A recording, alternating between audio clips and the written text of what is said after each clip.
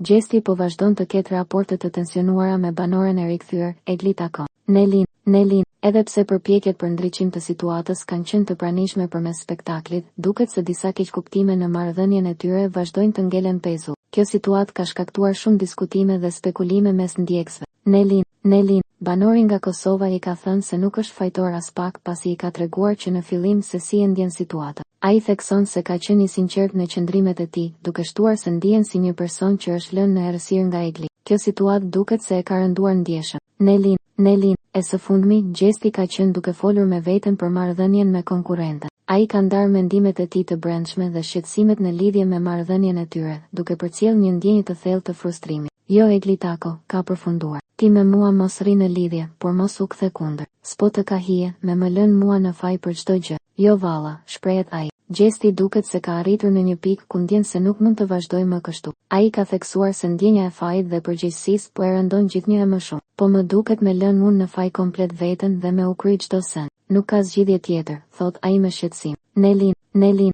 relacionet të tilla janë të zakonshme në ambiente të ngjashme, por tensionet e tilla shpesh shkaktojnë reflektime të thella dhe ndjenja të lënduara. Të dy ata e dinë se marrëdhënia e tyre ka kaluar përmes sfidave të shumta, dhe kjo është një mundësi për të menduar sërish mbi qëllimet dhe përkushtimin e tyre ndaj njëri tjetrit.